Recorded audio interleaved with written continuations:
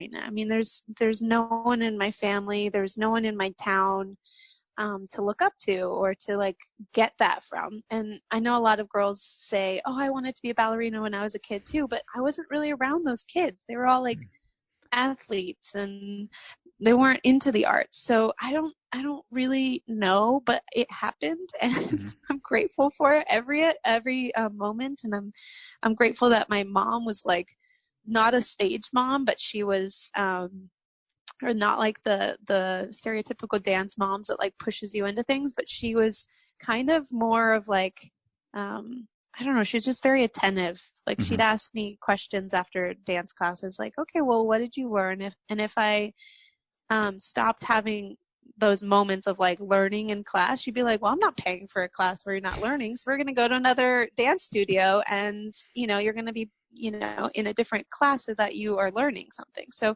I think it was almost like it wasn't even being a cheapskate. She was just like, no, I'm not wasting your time, my time, like our money to not learn. So she kept on moving me from studio to studio, and I kept getting better and having to move to other studios really because the town that I grew up in, I had so many dance teachers, and I grew out of so many dance teachers and into new ones, and they all gave me a little gift that kind of helped me get to the next level.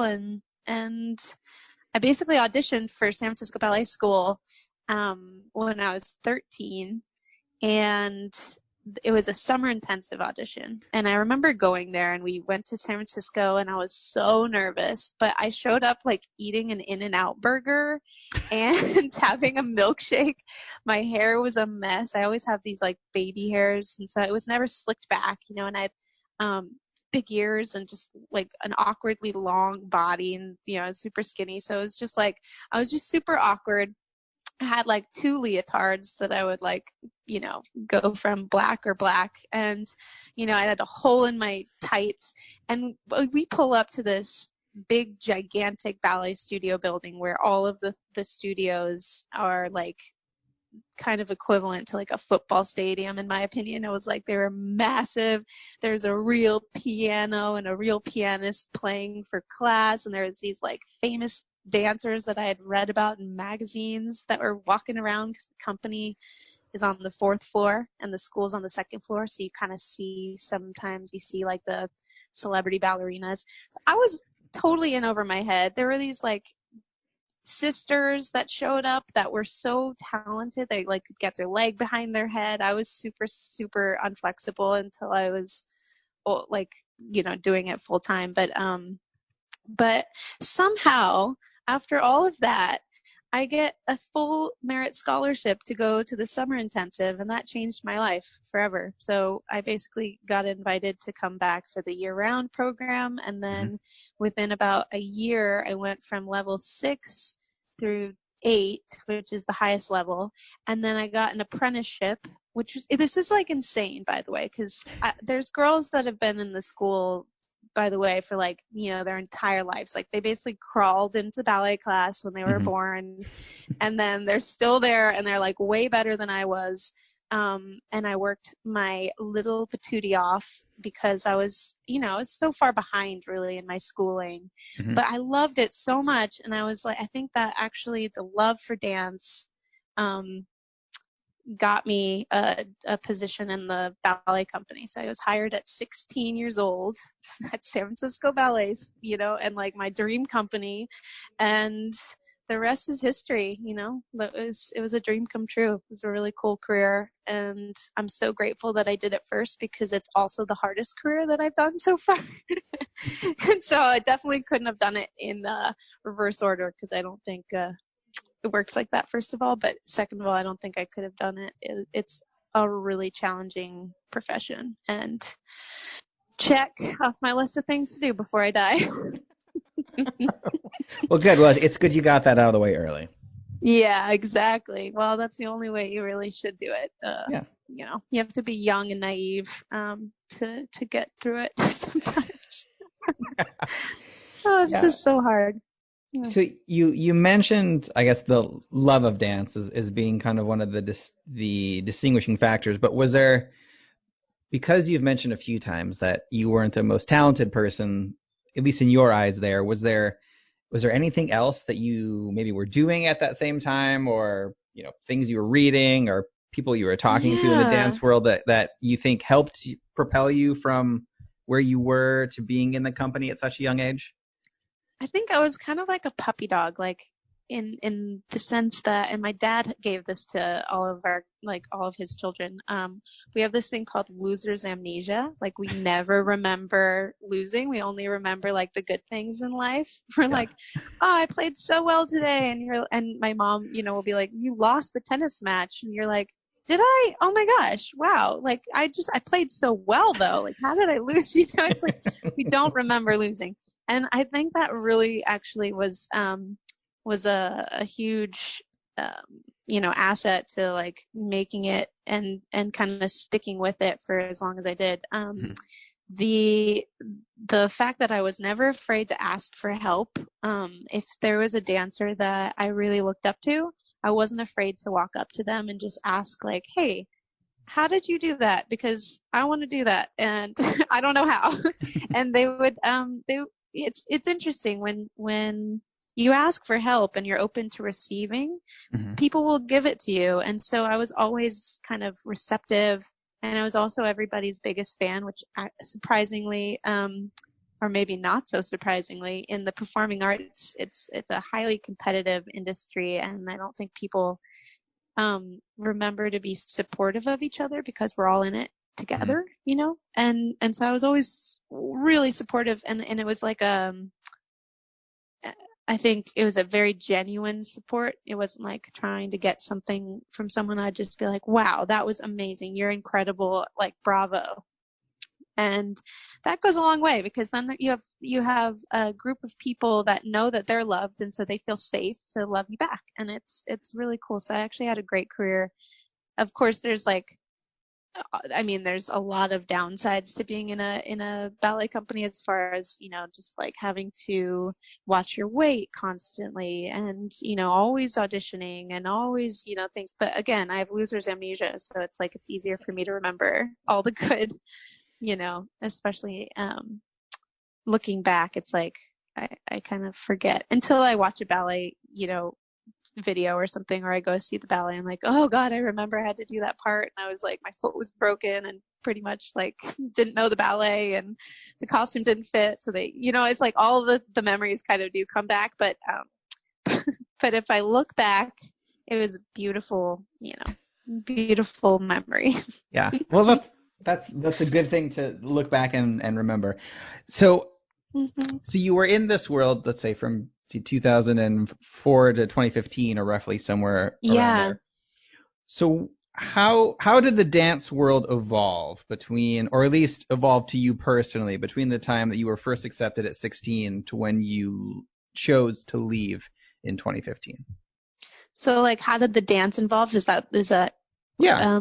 yeah. So very much it evolved a lot, because actually as you get older, there's something that happens where maturity wise and your intelligence, there's like this peak that meets the physicality. Because when you're young, you have really little, I would say, or no, you're focused on, when you're younger and training to become a ballerina, you focus on the technique more than anything. I was kind of lucky because I had a couple teachers who actually focused on the artistry of it all. But for the most part, you are, as a kid, you're only focused on technique. And then when you get into the company, you're expected to become an artist.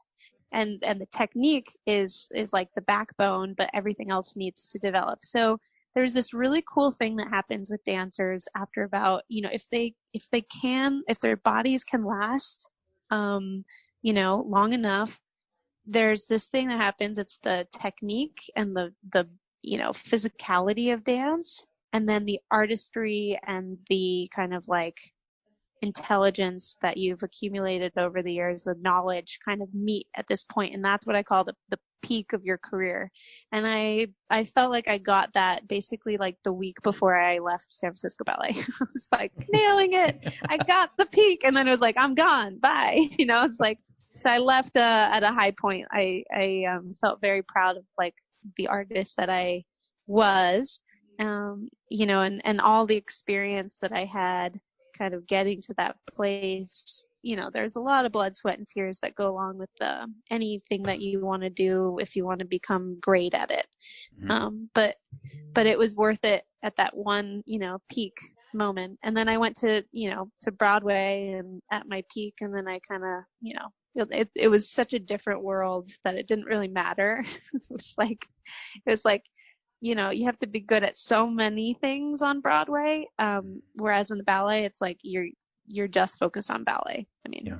so it's very, very different. And also you're doing one show 8 times a week versus learning 9 ballets, performing 3 different ones at night, every night, so that's the difference in a ballet company. It's just a lot of rehearsals, a lot of learning ballets, a few performances, and they're, do or die, and then you move on.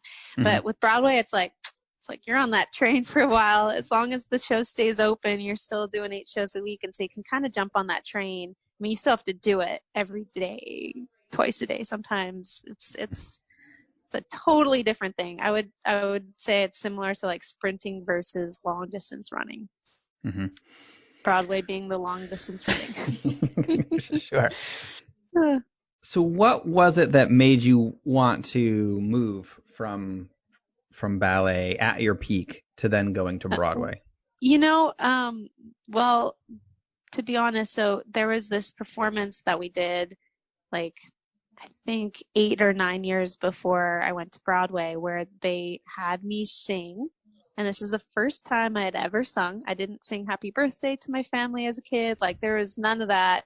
All of a sudden, I'm singing in front of a sold-out opera house, which is like over 3,000 people for the first time. It was the most horrifying thing to break the silence at the silent ballet ever. I mean, it was everything's been downhill after that. So that night I performed, and I got, thankfully, thank God, people clapped for me, but they actually gave me like a standing ovation, and it was kind of a really cool experience because no one knew how the audience was going to react to a dancer singing, in a ballet, nonetheless.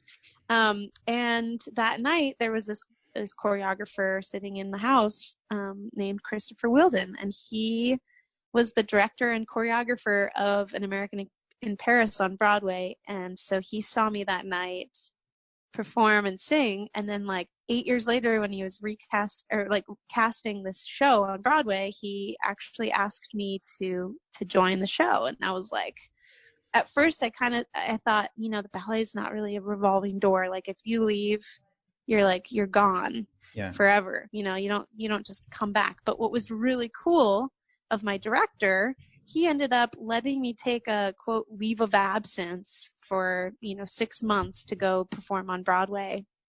And during that 6 months, I fell in love with Broadway and couldn't really imagine going back to the ballet, because it just didn't feel like I was moving forward if I went back to the ballet. So it was like, I called Helgi, the director, and we both agreed that he had come to see the show on Broadway and was really proud of us as ballerinas to be, singing and dancing and acting and doing all that fun stuff. So he was really proud and kind of agreed that it was a good decision for me to continue and stay with American in Paris, which I never looked back.